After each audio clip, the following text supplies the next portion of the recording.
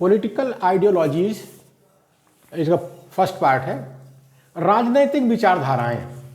राजनैतिक विचारधाराएं, liberalism and public welfare. Liberalism and public welfare, ये जो है लिबरलिज्म जो है ये राजनीतिक विचारधारा है और पब्लिक वेलफेयर भी एक तरह से राजनीतिक विचारधारा है। ये तो इसको उदारवाद कहते हैं। लिबरलिज्म माने उदारवाद, पब्लिक वेलफेयर माने लोक कल्याण, लोक कल्याण। तो ये सब राजनीतिक विचारधाराएं हैं। Liberal theory does not have any relationship with any community, it is a psychology of human being. ये लास्की साहब कह रहे हैं, ये लास्की साहब कह रहे हैं। लास्की का मत है कि उदारवादी सिद्धांत का संबंध किसी संप्रदाय से नहीं है, किसी संप्रदाय से नहीं है। वह तो मनुष्य की एक मनोभावना है, ये जो है लास्की साहब कह रहे हैं, लिबरल थ्योरी के लिए कह रहे हैं, जो यूरोप में जिसका जन्म हुआ था। It originates in the desire of liberty, it grows in the environment of tolerance, it lives for the purpose of knowledge. यह स्वतंत्रता की उत्कट इच्छा में जन्म लेता है, सहनशीलता के वातावरण में पाला पोसा जाता है और जिज्ञासा के उद्देश्य से जीता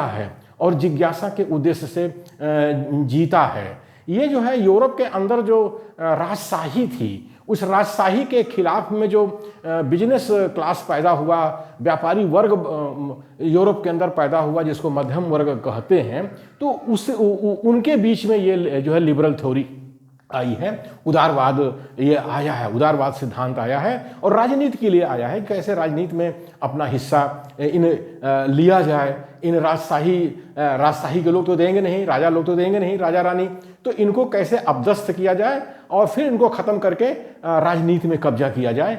ये है यूरोप में इसका जन्म ऐसे होता है। Liberalism is an ideology of emerging middle class in Europe. It is a class of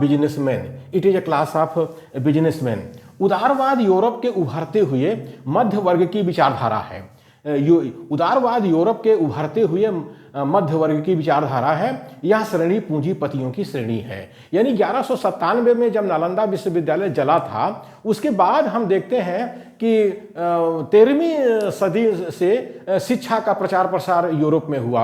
यानी भारत में नालंदा विश्वविद्यालय जलता है और यूरोप में जो है शिक्षा का प्रचार शुरू हो जाता है 13वीं सदी में। उसके बाद जो है धार्मिक सुधार होता है, सामाजिक सुधार होता है। उसके बाद जो है उसी शिक्षा के बल पर फिर जो है इंडस्ट्रियल रिवोल्यूशन होता है, औद्योगिक क्रांति होती है यूरोप के अंदर। तो उस औद्योगिक क्रांति की वजह से यूरोप के अंदर जो है एक व्यापारी वर्ग का जन्म हुआ, एक बिजनेस क्लास का जन्म हुआ, जिसको कहते हैं मध्यम वर्ग। तो उनके अंदर ये जो है उदारवाद पनपा है राजनीति में भाग लेने के लिए या राजनीति पर कब्जा करने के लिए।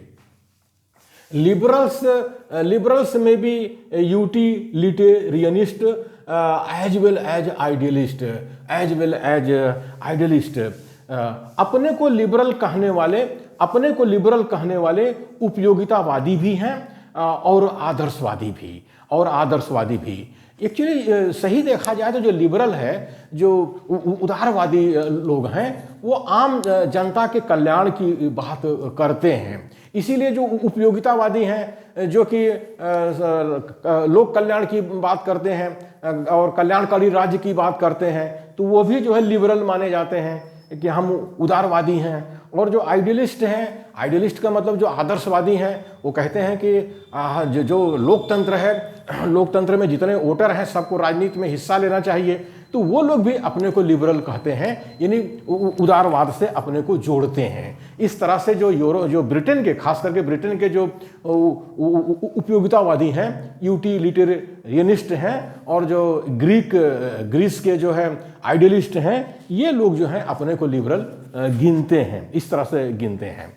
Thus its supporters are individualist as well as socialist.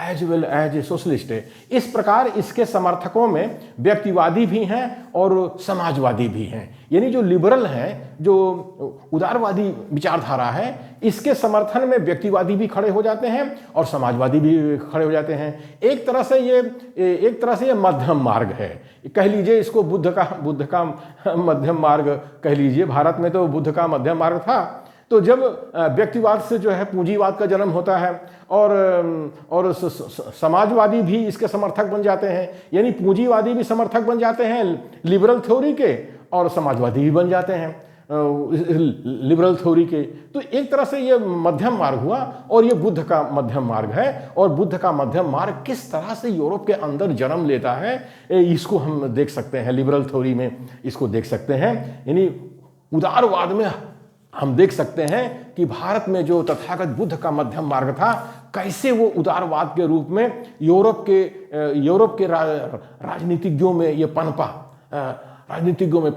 और वो भी 13वीं सदी के बाद जब शिक्षा का प्रचार प्रसार यूरोप में शुरू हुआ 13वीं सदी से।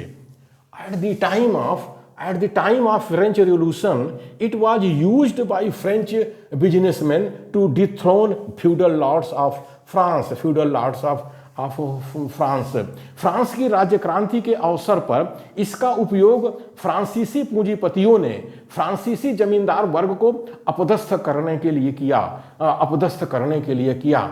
यानी जब बिजनेस क्लास का जन्म हुआ, व्यापारी वर्ग का जन्म यूरोप के अंदर होता है, तो वो फ्रांस के अंदर जो राजशाही चल रही थी, जो वहाँ जमींदार थे, सामंत थे, उनके खिलाफ में इस सिद्धांत का, उदारवाद सिद्धांत का इस्तेमाल किया और वहाँ के किसान मजदूर जो थे फ्रांस के, उनको अपने साथ में लिया। यानी इस व्यापारी वर्ग ने जो है किसानों और मजदूरों को अपने साथ में लिया और इस तरह से फ्रांस में जो है राजशाही का अंत किया और लोकतंत्र को जन्म दिया। तो उदारवाद से जो है लोकतंत्र का जन्म हुआ फ्रांस में, और इसको वहाँ के व्यापारी वर्ग ने किया, बिजनेस क्लास के लोगों ने किया। Therefore, the unity of liberalism lies in the agenda of business class. अतः उदारवादी विचारों की एकता उन सामाजिक उद्देश्यों में देखनी चाहिए जिन्हें पूंजीपति वर्ग कार्यान्वित करना चाहता है। यानी जो उदारवादी विचारधारा जो यूरोप में है, ये व्यापारी वर्ग की जो है विचारधारा है। लेकिन भारत में हम इसको कैसे लागू करेंगे? भारत में वर्ण व्यवस्था है, तो वर्ण व्यवस्था में क्या है? ब्राह्मण सबसे ऊपर है, उसके नीचे क्षत्रिय है, फिर उसके नीचे वैश्य है और वैश्य के नीचे शूद्र है। तो वैश्य को तो कहा गया है कि स्त्री वैश्य शूद्र सब पाप योनि है गीता में। तो इस तरह से जो है वैश्य जो है वो शूद्रों के बिल्कुल करीब में आ जाता है। इसी तरह से जो है मनुस्मृति कहती है कि 90 वर्ष का क्षत्रिय है तो 10 वर्ष के ब्राह्मण को अपना बाप समझे या बाप समान उसका सम्मान करे। तो एक तरह से क्षत्रिय भी शूद्रों के करीब आ जाते हैं। तो ये क्षत्रिय हैं, वैश्य हैं, शूद्र, ये मिलकर के उदारवादी विचारधारा बना सकते हैं भारत में। लेकिन ऐसा हो नहीं रहा है, क्योंकि क्षत्रिय वैश्य जो है अपने को शूद्रों से थोड़ा सा ऊपर समझते हैं। लेकिन हमारे वीपी सिंह साहब थे, हमारे प्रधानमंत्री हुए हैं, उनके अंदर एक झलक उदारवाद की देखी जा सकती है, जिन्होंने मंडल आयोग 1990 के आसपास उसको लागू किया है वीपी सिंह साहब ने। तो उनको भी धन्यवाद देना चाहिए। उनके अंदर हम देखते हैं कि उदारवादी विचारधारा कुछ दिखाई पड़ती है। इसी तरह से फुले अम्बेडकरी विचारधारा से जो प्रेरित हैं पिछड़े वर्ग के लोग, बैकवर्ड क्लास के लोग, जिन्हें संविधान में 15(4), 16(4) में प्रतिनिधित्व का अधिकार मिला, आरक्षण का अधिकार मिला है, उनके अंदर भी थोड़ा सा उदारवाद देखा जा सकता है। बस केवल एक झलक है भारत में इस उदारवाद की। बाकी यहाँ जो वर्ण व्यवस्था है और जो ये द्विज और अद्विज का जो मामला है, उसकी वजह से क्षत्रिय और वैश्य जो है उदारवाद की तरफ नहीं आते हैं। वो शैतान पेशवाओं की गुलामी को स्वीकार कर लेते हैं, लेकिन वह किसी भी कीमत पर भारत के पिछड़े वर्गों को, शूद्रों और अतिशूद्रों को अधिकार देना नहीं चाहते। तो एक तरह से जो उदारवादी विचारधारा है भारत के संदर्भ में ये असफल है। भारत के संदर्भ में ये असफल है। इसका इतिहास तो इसी तरह से है। और इसी संदर्भ में हम जो साम्यवादी आंदोलन को भारत में देख सकते हैं। 100 साल से साम्यवादी आंदोलन चल रहा है, उनका लाल रंग अभी 21वीं सदी में तो भगवा हो गया है, भगवा हो गया, यानी वो शैतान पेशवाओं के साथ में चले गए हैं, ऐसा दिखाई पड़ता है, ऐसा दिखाई पड़ता है हमारे भारत देश में।